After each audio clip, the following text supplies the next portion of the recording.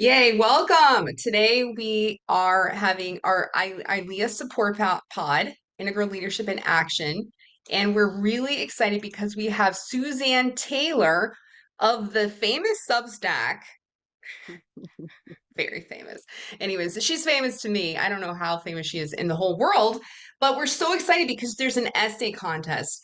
And when I saw this come across my radar, I just went crazy and I sent it to a few people right away. And then I think I asked our board at ILiA, like, hey, is it maybe possible if we could possibly get her, which may be really challenging, but I can ask, right, to come out and talk to us. And the reason why I'm so excited about this essay contest is because I think one of the best ways to really open up a field to new ideas, to innovation, is through contests because it really gets the creative juices flowing, and it's not all about the incumbent who's got the big already answers that everyone's already executing on. So that's why I'm really excited to have Suzanne join us. And I would love Suzanne, first of all, Susanna, right? No, Suzanne, Suzanne. just I know Suzanne. Please, first of all, tell us a little bit about your background, and then maybe I'll ask more about that before you jump into the contest, just so we have some context on who you are in case some of us haven't heard about you before. That's very likely. uh, well, I am a snoop and a gadfly, and I've always led things. Started way back. I'm an oldie here, but it started way back in the human potential movement when my house in Los Angeles was kind of a gathering place for all the people who were tuning into the new age and all the different modalities and therapies and growth possibilities. Um, but then that segued into okay, now we're all, you know, of a community. And in LA, it was before we were so zoomed, and it was all local. Not all local. We would travel on, take plane trips to go to conferences. That's where we would meet the others. But now, of course, the whole world is a conference, and you know, uh, I'm an international person now, very connected up all over the world. But when eventually I stopped dealing with this growing movement of people getting wiser and wiser about consciousness, uh, and I started to look at the whole world and what was going on that was so unconscious, and what could be done. And then, of course, it got more and more dangerous to where, I don't have to, uh, it's not news to anybody that there are so many fronts on which, and we're such an interconnected world now. We're one in action, so that things now can wipe us out altogether, because we are all together, international trade and what have you. We're not isolated anymore, so that disasters can be radical. Uh, and then I discovered, I did a lot of projects, but we don't even have to say what they were. It doesn't matter. They were really quite wonderful. Still, you'll find people in LA who came to things decades ago, and they'll tell you it was the best thing they ever came to. I have a very excited, playful aspect to what I do, and everybody really likes doing the things that I do. So, but now here we are in this incredibly pivotal time when things are just have hit the wall. Now, as I started to say, I'm a snoop. I'm looking all over now that I can look internationally for where are my allies? Because what I see is that we who are understanding the things that we all understand, we're gadflies, we poke. But nobody's organizing us, nobody's creating a force out of us, and there are no ideas that come forth. It's kind of a presumptuous thing to say. The world's a big place, but when you come down to the integral world and all the other words you could use, it's a small place, relatively. Not small, but it's a sort of community without total close ties, And you can kind of get a gist of what's going on in this community. Well, here's my report. My report is we are absolutely wonderful about analyzing what got us here. And about the position we're in, the difficulty we're in. We're really good about that. We're really good about utopian ideas. How would the society be if it worked? You know, if it were cooperative and we were doing well. Great pictures, how government could work, how educate, all the things. What there isn't is any conversation even about how to get from the stuck place we are to the utopian world we'd like to be in with any kind of speed that is appropriate for the danger that we're in. I'm telling you, there is nobody dealing with that. You say, oh yeah, they're dealing with that. We have to elect Democrats. Well, yeah, that would be better than Republicans, that's for sure. However, you know, our political system is so debased, where our politicians serve funders over constituents. We all know this, you know. Money is running the world, and greed is running the world. And there are no ideas for what to do except me, little old me. If you got on my Substack, which I've been writing on for a year now, I was on Constant Contact before, but that's not interactive, and I wanted interaction. So I moved over to there, and I've been laying out an agenda of terrific ideas for how we can have power, how we can have leadership, how we the people could end run around government to make things happen. Well, there they are, my wonderful ideas, and I spread them around everywhere. And in my snoopiness of going to, you know, on chats and what have you, I'm always talking about these things. And it's like, oh, that's interesting. But there's no real conversation about it. I mean, if you ask me, what will we do to save the world? Let's talk. Let's compare ideas. Let's inspire each other. Not happening. So I thought, not happening. What am I going to do about that? So here we have this essay contest. I thought, okay, here we are in this world, as it is, money talks. I will put out money and I will offer prizes for ideas, essentially. And then I made up an artifice for how to do it, because, you know, if I just send me ideas, even if I put out money, I don't know, they go, what are you talking about? But I thought, okay. So the artifice is that it's 2050. The world is working. How did it happen? How did we get there? You're in 250 and you're going to report, and then a little piece of the artifice just to make it grounded. So it's not, oh my God, what about the world? No, start with yourself. What did you do? Make it up. I sat next to President Biden by chance. He happened to be at a restaurant. He wouldn't go to a restaurant, but whatever. I sat next to Steven Spielberg, and I told him this idea, and he made a movie, and the movie, you know, that sort of thing. So it's not real. It's not what you really did, but it's what you conjecture, but something that could happen. You know, it's not God came down and I called God and he came down and he fixed everything. No. Keep it real. What it could be real. So that's brand new. This is the first time I'm talking about it. In fact, I hope I'm making sense. So the response has been fabulous. I you know, for all my efforts to get people talking about the other things, and good, Suzanne, you know, go, it's a good idea. Nobody's engaging, but finally I've got something people are engaging with, so I'm feeling, you know, pretty good so far. And they've been good ideas.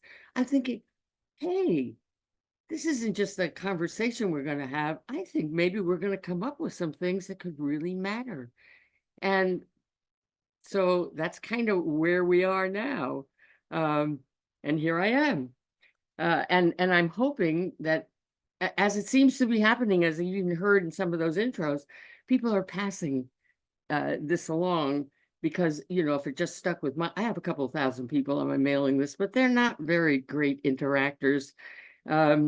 You know, I moved it over from Constant Contact, and now on Substack, they're kind of, what do we do here? What are we supposed to do?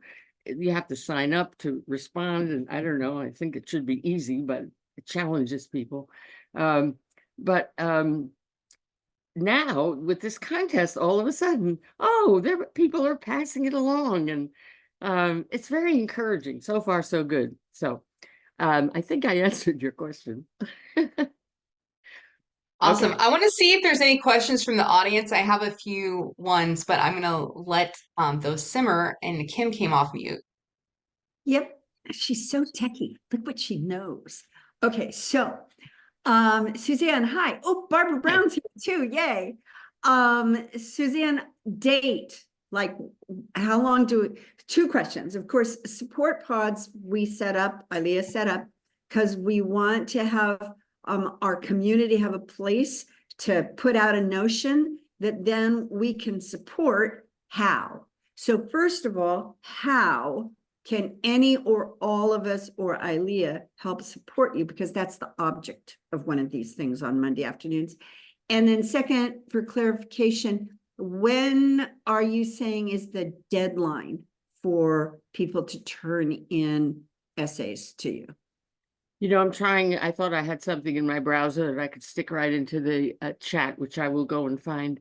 But all that information is in this post that I said. Oh, there it is. Yeah, yeah, Bet just put it up. That's your source of information. I'll tell you now, but you'll get it all in there. February 14th is the submission date. The date when we'll announce it, I kind of like, is February 29th, which only occurs once every, an unusual date. So for an unusual event. There's no word limit, but I've advised people don't like to read long things, but at the same time, you have to really make clear what you're doing. So bear that in mind without a specific word limit. And that's probably all you'd need to know. I mean, if you click on that link, it'll tell you how to submit and what have you. I've actually had about 10 submissions. I'm really shocked that I've had so many so far, because I think it would take a while to write, but I think people have adjusted some things they already have and put it into a different framework that works for me. But it's very encouraging so far. So, you know, I thought I would say one more thing, by the way, just by way of intro. What am I doing here on an integral site? You know, so like if I were going to write that essay contest, and I gave a little blurb from a beginning that I would do just as an illustration, but it doesn't say, it alludes to something that to me is central to what I understand and what I think, which is related to this integral idea.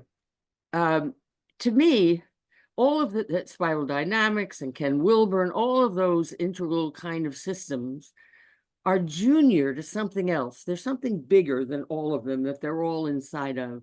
And what's bigger than all of them is our creation story. Who are we? Who is humanity? All humanity. Then you subdivide it into these, you know, categories. But what are we doing? What is humanity all about? And every culture has a creation story. So, you know, we've kind of got a Judeo-Christian one, and God is outside and we supplicate to God. And wait a minute, the news story is we're all God. The whole universe is sacred. Now, if we think of ourselves as sacred creatures, we treat the world beautifully. If we think of ourselves as sinners and competitors and rugged individualists, which was fine for the Industrial Revolution, it created all of our technology, all the good stuff. But that's not the ultimate way, you know, to think about the world. And so if we thought of ourselves as so privileged to be human, you know, none of the other animals can do what we can do. They're all on instinct, but we have power. We can change things. We can make things happen. And it's such a privilege to be right at the top of the evolutionary chain. I would just say one more thing about that, which is that you get that from the person, the storyteller I like best of the new story. And you see that if you go into my things, you'll find all kinds of things about Brian Swim. Do people know who Brian Swim is? No, not getting heads up or hands up or thumbs up. Well, Brian Swim is my favorite storyteller of the new story. And when you're in his sphere, when you're in his milieu, he turns you on about how thrilling it is to be human. Yeah. And I am a secondary copy of telling that story. Because in fact, really, when you do tune into it, it changes how you feel about everything. And we need that because we're really feeling not so good, you know?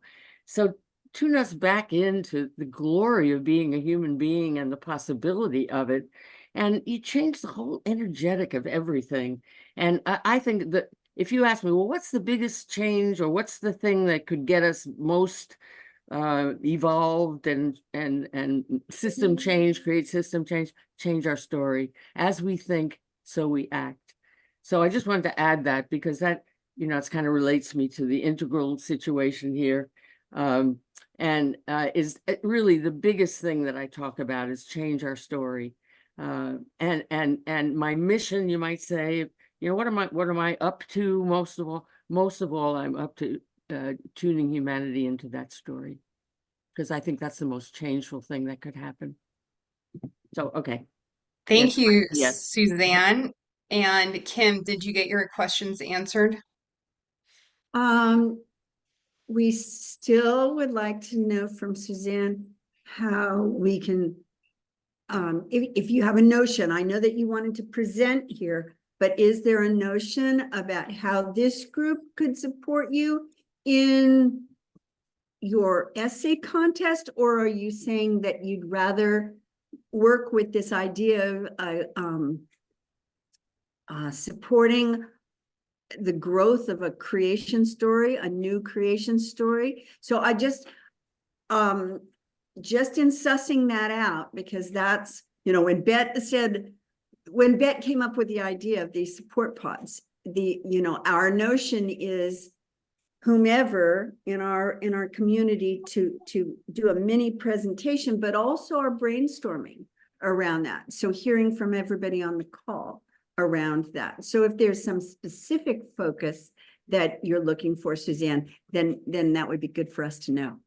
Well, yes, the focus is this essay contest, and both everybody entering, you know, writing essays, but spreading it, you know, if it goes out everywhere, it gets the most audience to participate in it. I mean, the specific purpose of my being here is about this essay contest. And what we could talk about to brainstorm is about that, about how to get it out everywhere. I'm not a big organization. I do have one major organization that's helping me, which you all should know about. And if you read the post, you'll see about them. It's the Scientific and Medical Network, which is not all that well known in the United States. They're in England.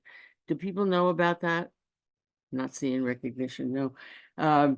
Well, they are really, I think, the major consciousness organization going in terms of what they present and what they engage. Like I'm engaged there. We have things like this with the members. Sometimes there are presentations and Q&As like everybody does, but there are also times every week, regularly, when we're talking to each other, some theme comes up, or yeah, always some kind of theme. And sometimes there's a little presentation and then we talk, but it's people talking to each other, trying to figure out, you know, where are we? What are we doing? And so, and that to me is, you know, incredibly valuable. And this organization is the absolute best for that. They have Nobel Prize winners who are members there. It's a very high-minded organization with lots of membership. but very personal at the same time, which we sort of lack for. I can't find much of this personal engagement going on. I'm an audience mostly, and I can ask questions, but Mm. Thank maybe you so more of this. much. Yeah. Yeah. Thank you again. All right, Kim, did you get your question answered now? Just want to make sure. Okay, good. So I have some questions in chat. I just want to say thanks. Welcome, Tom. Good to see you. We're just doing a Q&A now with Suzanne Taylor, who's got this essay contest that we're all excited about. All right, question from Victoria. Aside from the selection of winners, what do you plan to do with the essays? Will they be shared in some way, some place? Well, it depends on what kind of submissions I get. And yeah, the answer would be yes. I don't, this isn't supposed to be my little game. It's supposed to really get out to the world if good things come in. So depending on how good the things are that come in. First of all, Scientific and Medical Network has a journal they send 3 times a year. They'll publish these things if they're good. If this is good, I tell you, they don't have to worry about what's going to happen to it, because it's going to be valuable and it'll get out there by word of mouth and what have you. Because nobody's really looking for ideas. Nobody's looking for what to do. So if we come up with good things, I trust that there will be outlets for it. We don't have that prearranged. Have to kind of see what happens.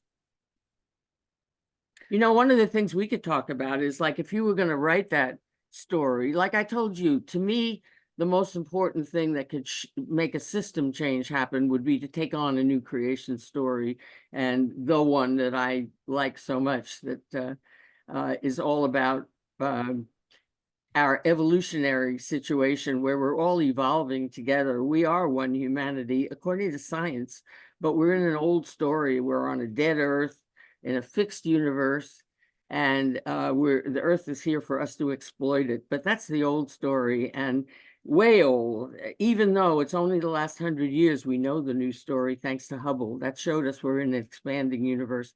Expanding means it's alive. Like, it started somewhere and it goes, but we're all connected there. We're not just hanging out on Earth using her up. So that's the essence of the new story, that would be the thing. What would be the most changeful thing that I would come up with, would be that the world should know the new story. They should tune in and go, yes, I know, that is the story. And that it becomes our prevailing story. So I don't know if any of the other people have ideas about really changeful things that could happen, but that'd be a conversation to have. All right, I'm going to ask a question, and other people, please think of more questions to ask Suzanne since we have her here. How do you stay positive every day? What do you do? How do you keep your mind focused on the positive when there's a lot of ways you can look at the world and get full of sadness and grief and pessimism? So I want to hear, what are the practices that you use to stay focused?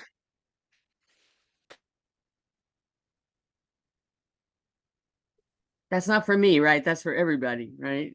That's for Oh, you. for me. Oh, sorry. I thought you were asking a general question. Oh, I'm bad at practices. Sorry about that. I know, I'm with people who meditate all the time and exercise. I I don't know. I don't, I'm the wrong person to ask. I just Well, I I mean, just stay so alive with this passion I have, that how do you keep I stay positive because I have a purpose. I know when people just see the world as it is and how horrible it is and blah blah blah, it's very depressing. People quit their jobs and die quick, because what are they here for? But I have a purpose, and that keeps me young. Also, I hate to tell you how old I am. Don't ask me, but I'm very old. See, that was a perfect answer. You have a purpose. You've cultivated a purpose Mm-hmm. that keeps you excited and joyful every Mm-hmm. day. Mm-hmm. All right. Does anyone else want to answer that question since Suzanne was looking for other people? Does anyone have any practices that they're doing that keep them positive and joyful and focused? Tyler? I got a little something I do. It's like a daily, and it kind of goes into one of my, I would say, it's 2052, one of the cures I'm gonna keep doing. But it's that it's working out with intention to really kind of almost worship the sacred divine that I am, and to get grounded and to really try to find the edges and improve the personal power. And I think that's what I'm trying to really kind of encapsulate. And if I can teach that to others too, I'm seeing some really big synergy effects with that. And that's just kind of keeps that fire fueling for me. That was awesome. Does anyone else want to share anything they do daily or weekly to keep positive, keep focused, keep moving? Tom, you look like you might have something. Yeah. A lot of my writings and marriage and intimate relationships in the highest stages. But for my personal practice is day in and day out trying to be focused on the abundance of what my spouse does, like keeping me alive with good food and being my partner. And I often use when working with couples um, that they can do 85% correct, a decent couple, and the 15% wrong becomes the preponderance of their evaluation of their relationship. And it's that hypervigilance I avoid and try to stay in the positive. And I love it because my wife's, Christine's doing it with me. And we create these moments of resonance together. And I always have this image of her getting ready to leave, and she starts smiling because I give her that look that initiates it. Tom, I'm late. I gotta go. I know, sweetie. Bye.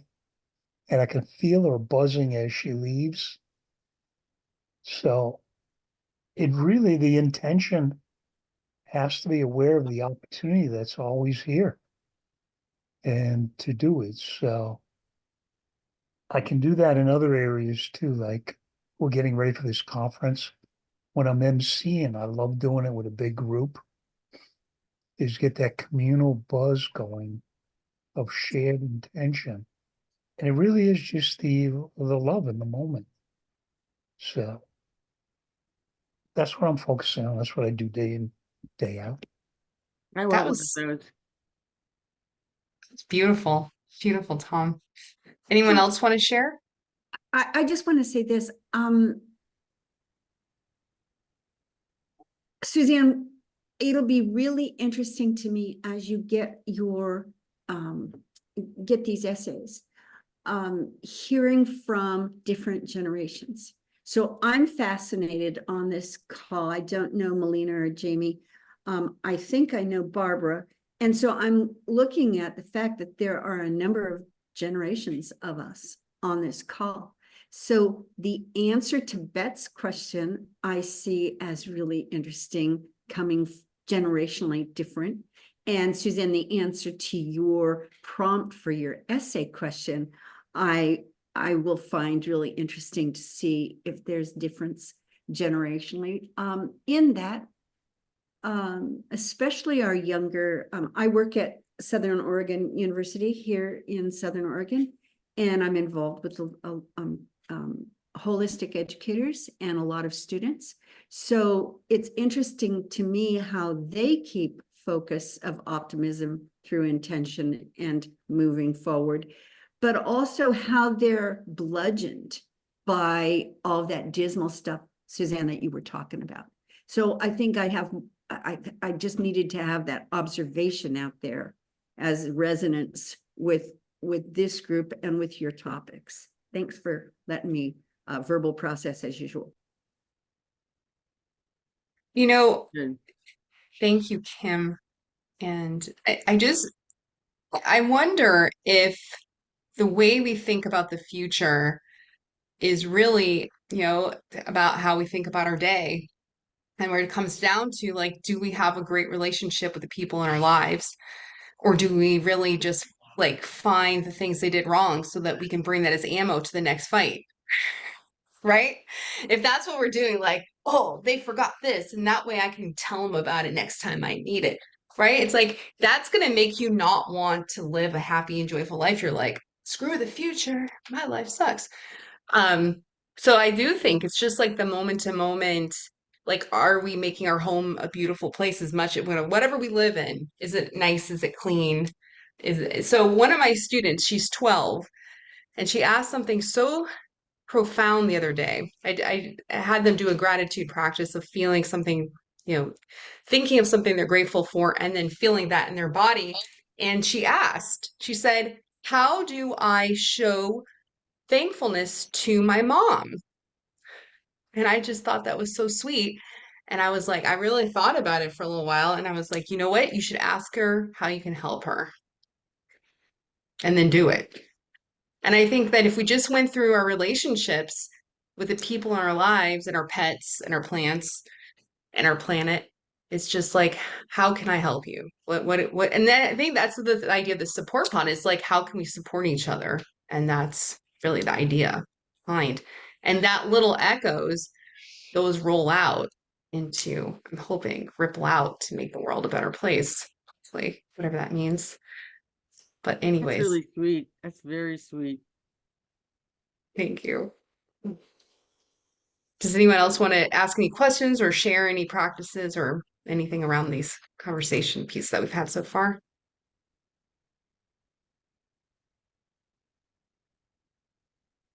Do you have ideas, you guys, about like what you think some major thing that could make a major difference?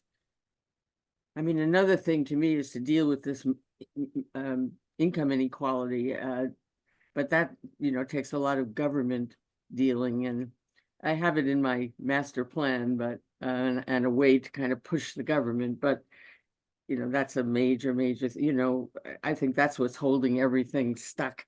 The 1%, not a good place to have all our money parked, running a world to profit them. Not the way to do it, but that's a biggie. Yeah, there's a lot of interesting things that I think about a lot. Um, Rainer, you came off. Do you want to say anything? Any ideas about how you stay joyful every day and stay embodied? Sure, happy to. Yes, my audio is working okay. Sure. How staying joyful and embodied? Well, I stay embodied by doing bodily practice. So maybe that just sounds too simple, but the question that follows from that maybe is like, what are things that get us in our bodies? And I think that differs for people. Sometimes certain activities work better for certain people. Sometimes certain activities work better for certain situations. If it's aggression, maybe it's some light shadow boxing or dancing, right? Yoga is a simple daily practice where I can plug in YouTube and just run it for half an hour. And by the end of that, I'm ready to meditate. And when I meditate, the breath is already pretty full. But I don't want to be presumptive, right? There are correlations like those have been shown to help a lot of people, but at least the way that I work with myself, the way I also work with, people who come to see me is every single person has not just one specific thing, but almost like a set of specific things, right? If we're talking integral, right, you're working across the 4 quadrants. So what are those various sets of things that could be supportive to a person that kind of just slot into their life? So for me, for the last couple of years, it started really with, it's been a combination. I think the physical side has had to do with a lot of walking to settle the nervous system. A lot of different kinds of yoga, from vinyasa to yin to power. I'm into all of that. I enjoy weightlifting, so that's also really fun for me. Was lucky enough to take an Aikido class a couple of times. Like, these are all great things, but I also think for other people, it could look totally different. On mentally, I also think it depends on how you engage the practice. So workbook exercises from A Course in Miracles. There's just a whole smattering of, what I find amazing about things today is we, as Suzanne is saying, like we are at a bit of a crisis point, to put it lightly, and there's so much material available. And so I don't know, Bet, like I think where I struggle is it's not just one thing. And I think for anyone who is willing, who can slow down and say, I want to try something different, there's so much out there for them.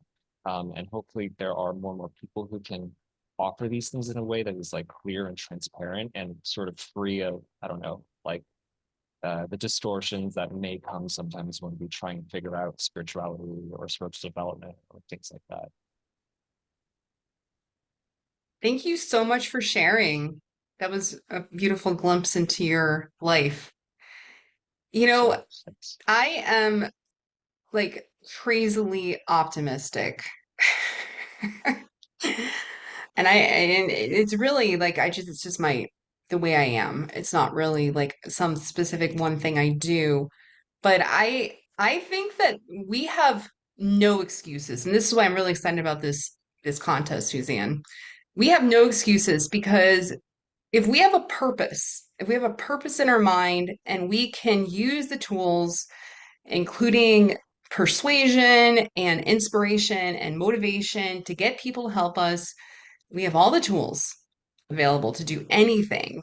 And that's why, like, the only thing that's stopping us is our own imagination at this point. And that's also very overwhelming. And it can be daunting to just go into the day and say, what am I going to do today? Because literally I could do anything.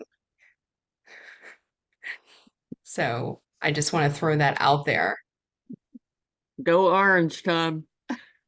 We both went to Syracuse. That's very cool. Did you guys know each other before? He's a lot younger than me. Uh,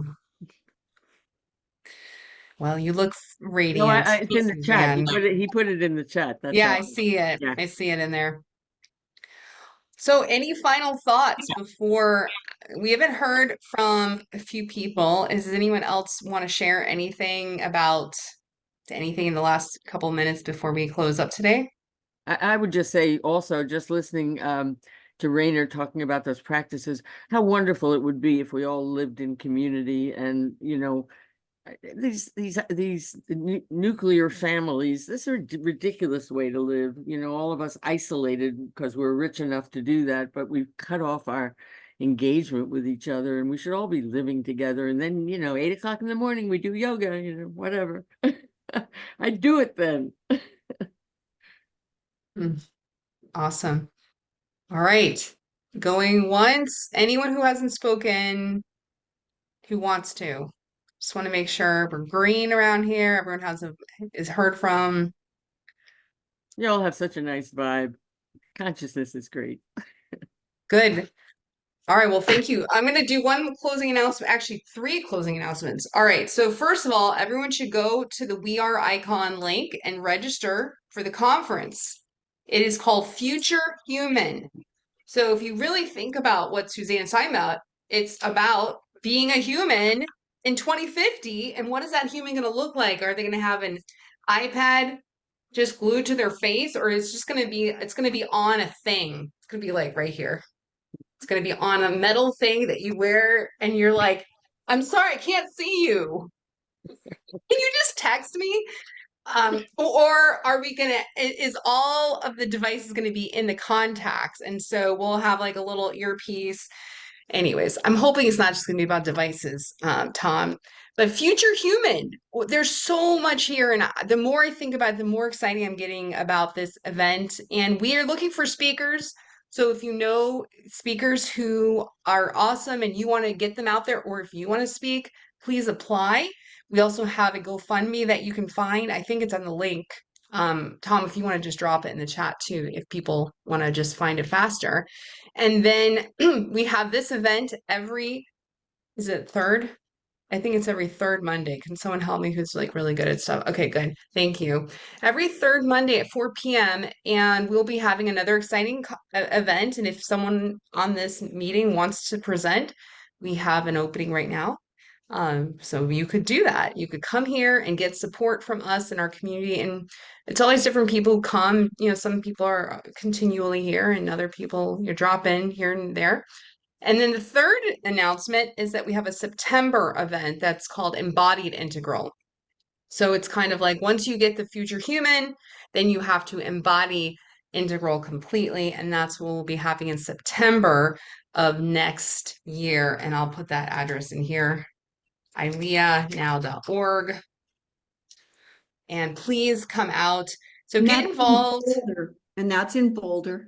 And that one's in Boulder because we want to stay close to whatever is happening in Colorado, which is the best state. I'm in Oakland, but I mean, it's not a state. So, anyways, thank you, Tom. So, please drop some funds in there. Any other final thoughts before we wrap today? All right. Well, thank you, Suzanne Taylor, for coming out. I really love your weekly. I hope everybody subscribes to Suzanne's Substack and then go in the comments section because she wants interaction. And I think she's creating a place where there's good content. Is it weekly that you put it out? I do. Every Tuesday, I put out some brilliant Substack. Something positive. But you know, if you go through the old ones, they are wonderful. Really, I really do a good job at this and inspiring you with interesting things you won't find elsewhere. So I always look, enjoy them and I learn a lot too. So go subscribe to the Substack and be here next third Monday at 4 p.m. Pacific, 7 p.m. Eastern. Bye everyone. Take care.